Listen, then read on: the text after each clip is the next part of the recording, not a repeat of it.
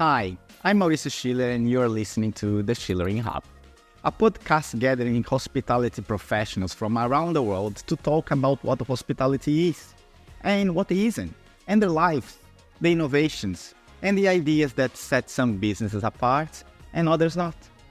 We also talk about the future, the trends, and recently we embarked on a journey to search for happiness in hospitality. What makes hospitality a happy place? What are the hurdles that block happiness from happening? And what can we do to overcome them? I invite you to be part of this journey. Comment and send us a message of how our conversation impacts your day. Ask me a question or tell me a guest you'd like to listen to. We make this for you, so I hope you enjoy it. I believe that the industry is shifting in a positive direction in terms of organizational culture, and how can I contribute to that? So that kind of leads us to the Out of the Weeds Collective, and something I've been mulling on since the pandemic. This is Claire Crowell speaking, the founder of Hattie Jane's Creamery and Out of the Weeds Collective, a free online community for restaurant operators. As she explains, I want to do this on a bigger scale, this crowdsourcing of information and community for the hospitality industry. We spoke about how she set herself apart from her family restaurant business to create an ice cream company, only to have everything almost taken to the ground during the pandemic, and how the same crisis ignited her on a mission to help her community thrive and with her mental health. But first, we are having a quick chat with Nah-Dja Tien on our quest for happiness in hospitality, today speaking about work-life balance in hospitality. Hope you enjoy. Hello, lovely people. Mauricio Schiller here, your host. And I'm with Nah-Dja Tien once again in the search of happiness in hospitality. Nah-Dja, welcome to the show. Thank you for having me. Thank you. Nah-Dja, we've been searching for happiness in hospitality. We already had a little chat about happiness in hospitality. We had a very nice and full episode about emotional intelligence in hospitality with Vlatka. You've been part of a webinar on learning, and there's your episode about your life story. That's a very cool episode as well. So I invite everyone to go there and learn more about Nah-Dja. But today we are talking about work-life balance in hospitality, which is a very dividing subject when it comes to our industry. So, Nah-Dja, what's your takes on work-life balance in hospitality? Well, work-life balance, it starts with when you go into hospitality, depending on the job, but you are mostly working when other people are on evenings, weekends, holidays, and hospitality is 24/7. It never stops. So to find a proper work-life balance, I think the companies that you work for should firstly try to make a very safe environment where you can feel safe in. And I also feel that you as an individual, you need to understand that your work-life balance is important to you. And when you are doing your shifts, that you find balance on the other side to also take care of yourself, whether that's your mental health, your physical health, spend time with your family, with your children. I think that is very important. I had a very interesting conversation with Alex Munford. So big shout out to you, Alex. And he put that into question when I asked him about work life, because he's a manager in restaurants, so he is a consultant and he has 5 kids. So and I'll ask him how can you manage that? What is the work-life balance? And his point was that he doesn't see work-life balance in hospitality as a time measurement, but more as a purpose measurement. If you are doing what you like and you are seeing purpose on it, work life is not the big issue. The work life becomes an issue when you are doing something that is not what you love. What do you think about that? Well, if you remember in one of the previous podcasts, we talked about being hospitality crazy. And I think the people that do like to serve other people, because you need to have that in your blood, or it needs to be taught to you, in your career by managers or by your parents. Or if you are hospitality crazy, then that is your purpose. Yeah, you like to serve people, and that makes actually a lot of sense. And when I was a little boy, I grew up in my parents' restaurant. And my parents, they were not the kind of people that at 10 o'clock in the evening said, sorry, kitchen is closed, everybody home. So sometimes we went on till 2, 3 o'clock in the morning. And the whole team, including my parents, me, I was helping in the restaurant. We saw it as an amazing thing to connect with the people that were with us. And that purpose was definitely a big thing in my life when I grew up. But not everybody has that, Mauricio. So I understand that a purpose is a big point, but you also need to have that from all the way from the top down to everybody. As a manager, have you faced like a challenge with some of your employees having an issue with work-life balance? Absolutely. Doing a small hotel with, 20 employees is something completely different than when you have 100 or 100 plus employees or even more. Some things need to be institutionalized. You need standard operating procedures. People need to follow the rules of the hotels. If somebody is really unhappy, of course, you sit down and you talk. Me in my career, I try to break through these barriers by having standard operating procedures, but sometimes not enforcing them 100%. It is sometimes much easier when somebody is able to be him or herself completely than to play a role that is not 100% made for him or her. I don't know if you understand what I'm saying. No, it makes sense. If I understand this, sometimes they are unhappy because they may not be in place. And even if you have the standardized operating procedures that should give them the guidance to do what they need to do, sometimes it's just their personality is a little bit different and they can input that into the operation procedure. And it's not as standard, but probably get a little bit of the DNA as well. Is that what you mean? Yes, I was lucky to manage a couple of hotels or open up a few hotels that made it really to the top of guest reviews in Czech Republic. And one of the reasons was that I was able to work with the people and let them be themselves. Yeah, some people can be themselves and some people cannot. You're laughing because it is sometimes not so easy. But what I did is having very regular meetings with everybody and trying to make sure that what we are doing is hospitality. We are serving. Yeah, and that needs to be the number one thing in the organization. Yeah. So if I would ask you the strategy to deal with as a manager, to talk to your staff and someone that may be having this challenge in their life, would it be have a conversation one-to-one to understand that person? What would it be more? Well, in my hotels, the personal relationship was very important. You cannot have people that are just numbers on a payroll sheet. So I was constantly in talks with people, and I allowed people as well to feel bad. So by feeling bad, the conversation automatically started. In the example of having tubes and you put your ball in, today I don't feel good, I did not go into one-to-one discussions the first time. But if the ball goes continuously into the I don't feel good part, I pick the people out and I sit down with them and I ask them, what is wrong? What can I do?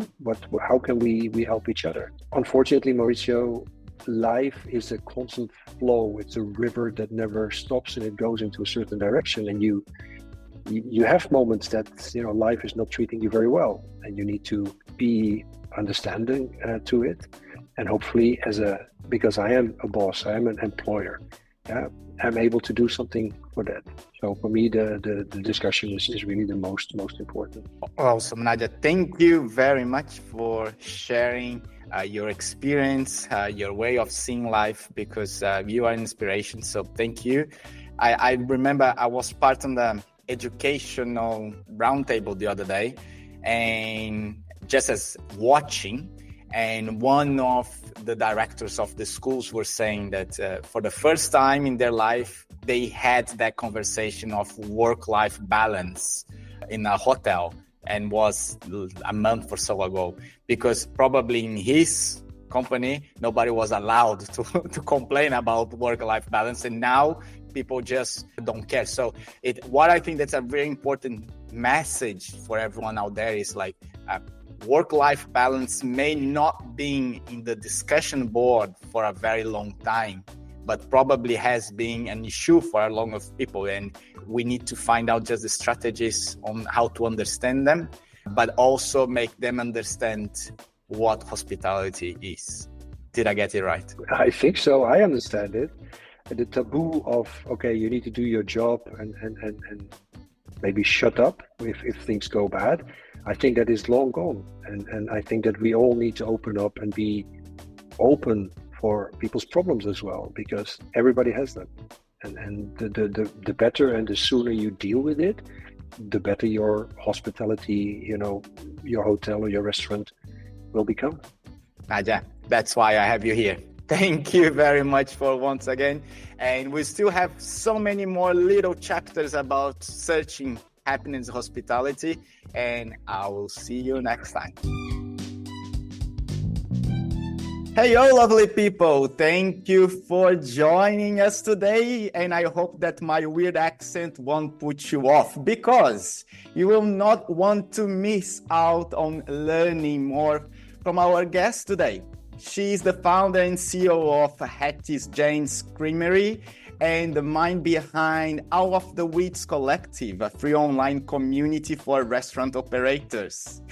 Claire Crowell, welcome to the show. Awesome. Thank you so much for having me. And for the record, I love your accent. That's awesome. And I got introduced to you because of your community. But once we first spoke, we had so many similarities. We had things that happened in our lives that took us to take different paths in our lives.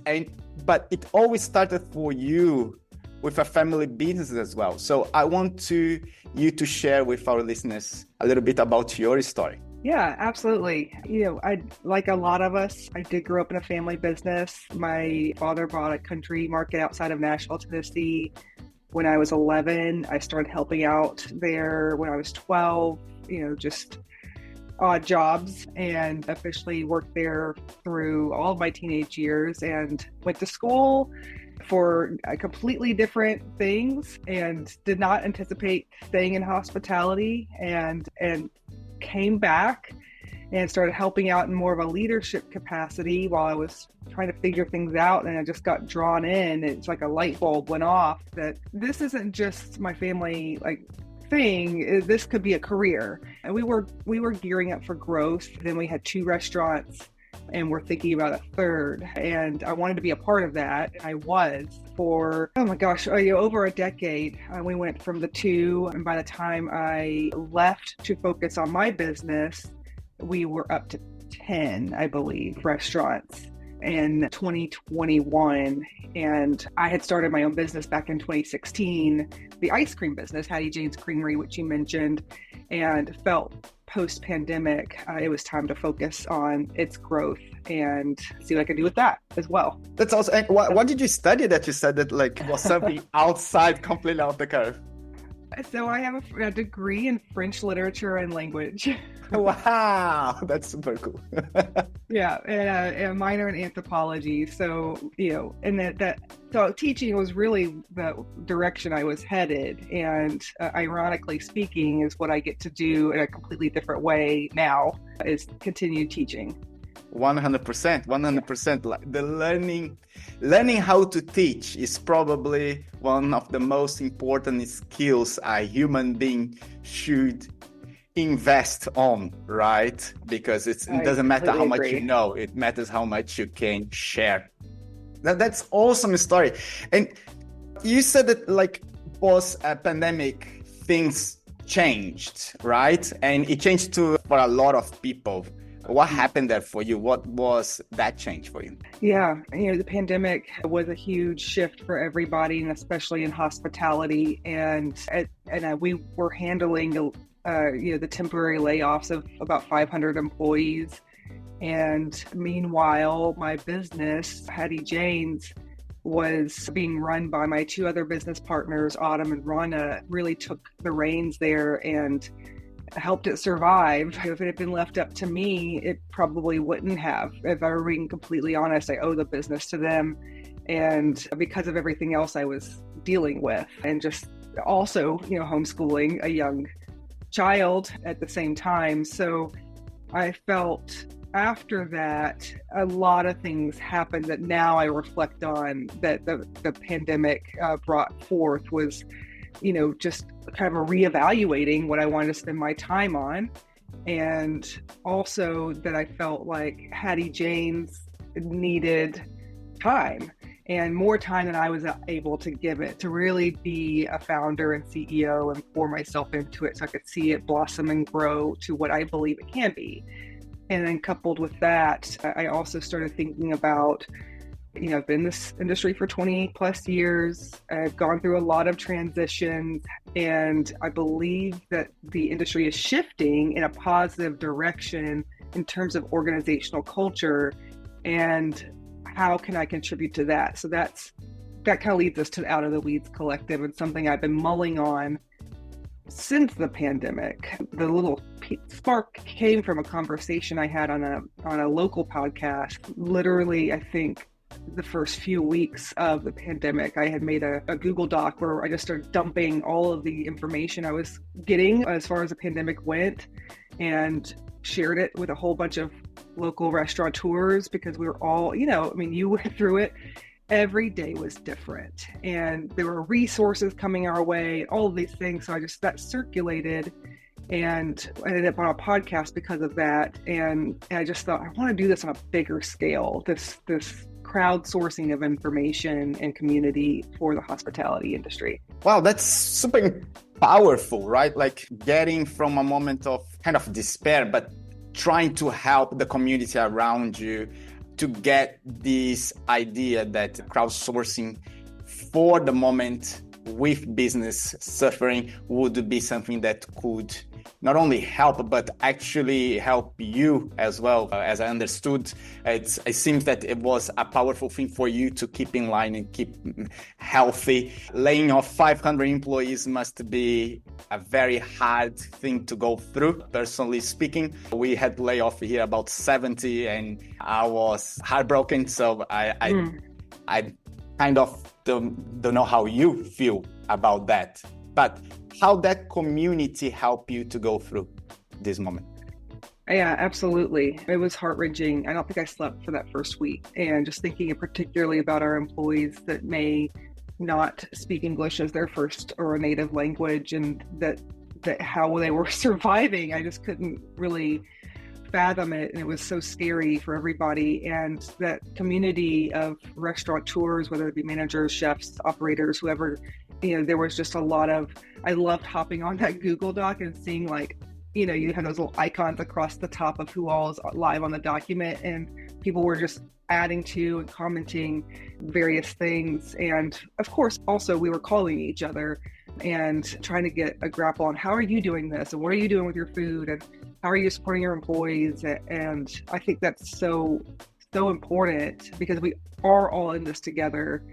I really believe strongly that we are stronger together as opposed to isolated on our own islands. And the more we share, the better that we can make the industry as a whole. Well, if anyone that's listening our podcast not for the first time today, you now know why Claire seems so linked to us here in Chile, because that's what we've been for 2 years now, just saying that stronger, we are better together, we are stronger. I'm sorry about that, but we are stronger together. And thank you for saying this, for reinforcing that message. It's beautiful. Now, spinning the wheel a little bit forward to now, the community now, well, we don't have that problem of the pandemic around us, thanks God, but where is the community now? I know that you guys offer newsletter, you have a Slack community, you have offered templates. How do you help the community? Yeah, right now it's just a simple website, outoftheweedscollective.com. And I really wanted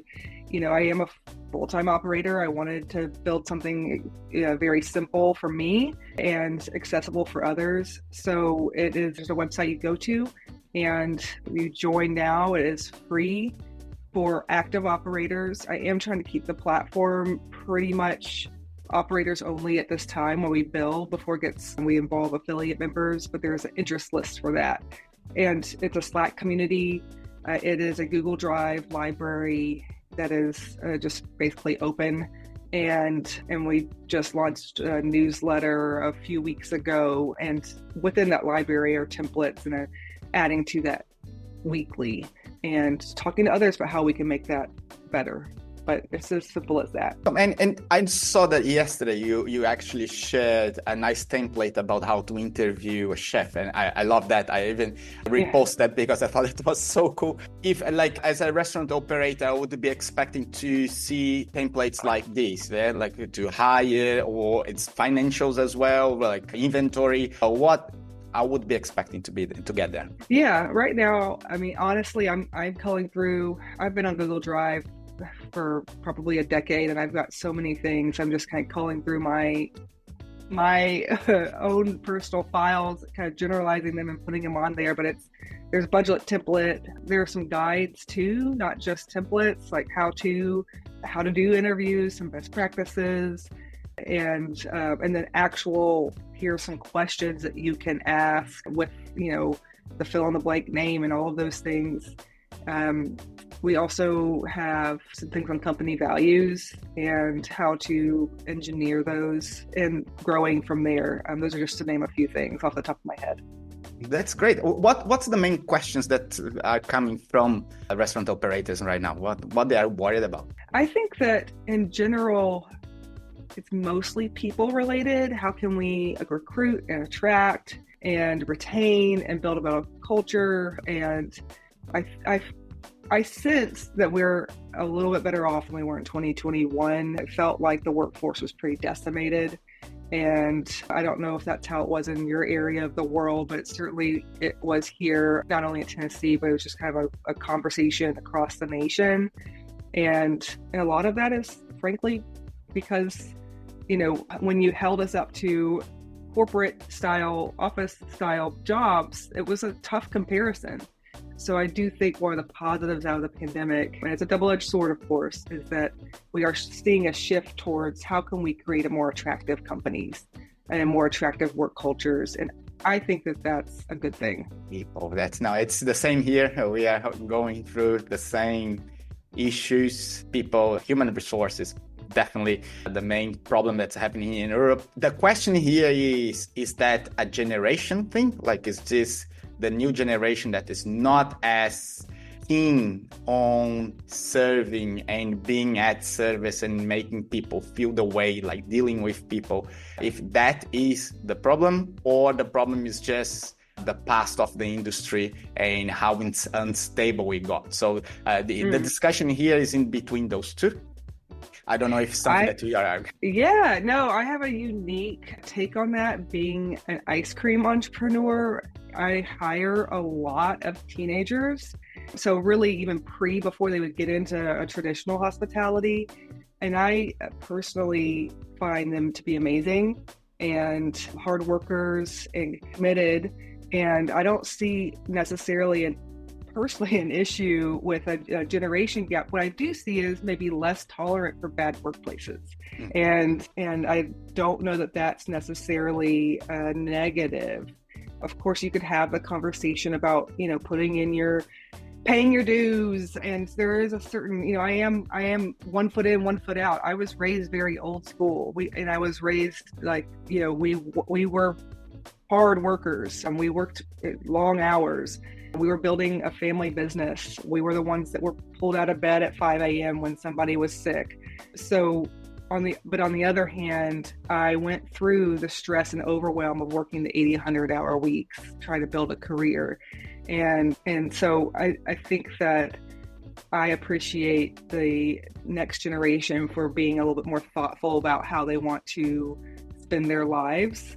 And so I think it's a little bit of both. I think we have to sort of meet in the middle and offer better workplace workplace environments while also attracting people that are just more conscious of how they want to spend their time. And this do what I say, no matter what mentality is not going to work for us anymore. And I would question whether that's a bad thing. Building a better culture. Yeah. Please, thank you very much. That is powerful. That's super good. I think that we will answer a lot of questions from a lot of people that are getting that discussion in hand, because normally it's so much easier to just blame the younger generation, right? Like we've been doing that forever now. Yeah. Every generation blames the next generation. Exactly. I'm a millennial, I'm an older millennial, but I'm a millennial. So I heard it from my boomer generation above us. So yeah. So it's important that it's just we need to adapt, and it's a great example. Thank you. Now you spoke about your ice cream business, so please tell more about it. I saw that you guys have 4 shops already, but tell me more about what is the purpose, what gets you to wake up in the morning, that passion to lead this business. Yeah, it's a lot of fun. Transitioning from full service restaurants into ice cream has been, it's a light, fun business. It's not easy. And we make our ice cream from scratch. We are just outside of Nashville, Tennessee. We have 4 locations regionally right now, and we're looking to grow. But we have a production facility. And like I said, we like to craft regional or distinctly Southern. Southern American food has a very specific flavors. So we do focus on that, and we ship nationwide. Unfortunately, we don't ship to Prague. I don't know that anybody can get 2-day shipping on dry ice there, or at least that it wouldn't cost $1,000. But we, I would say what gets me up in the day, there's a lot of creativity in that, and it's fun. The 2 things that get me up are really more my 2 partners, Autumn and Rhonda. I adore them. They work so hard. And on the days where everybody has a day when they don't feel like doing anything, and I think about how hard they work, and that's what motivates me. And then the second is honestly just the rest of the team, that opportunity to teach and to work with that next generation, because I was that working teenager, and I love pouring into my young managers, because a lot of them have never been a manager before, and a lot of the employees are first-time job, and I feel really responsible for having a positive influence, and so that maybe that they're inspired to stay, if not in the business, to at least take the lessons that they learn at Hattie Jane's on to their future. I don't want to be the employer that they remember poorly, right? Because everybody remembers their first job. Everybody, and that's a question you get asked often, is what was your first job ever? And I want them to speak very fondly and talk about what all they've learned during the time. So that is my driving force, 100%. A teacher, right? And it's not about the employee development, but the human development. And this is really important. And I think that's why you can share such a positive experience with the younger generation, because they are looking for people that can groom them, that can give them support, right? That can respect them as they are, but actually that they are taking something for life. It's something bigger than the weekly income or something. It's what they take for the rest of their life. Congratulations to you. Very happy to be able to get that message out. And I hope that a lot of people are listening to this and getting inspired. Now, one thing that's in that learning part, do you have any type of program or learning program for them that they can take just for our people here, someone that's listening today and thinking, how can she actually groom these guys there and girls? What do you do? Yeah, absolutely. And I think that, our training programs, our learning programs are constantly evolving, as they should be. So we feel very strongly about having, as far as your recruiting and retention, having a strong onboarding experience is important. So we, not being full service, our business model is very simple. It's about 4 days for somebody to train, to just be on shift by themselves. And then we do some modules after that to certify for other parts of the business that are a little bit more intensive, financial management, cash management, those types of things. And then I do one-on-ones with all the leaders. They have other supervisors, but one-on-ones with each of our leaders. I give basically coaching is what I'm doing.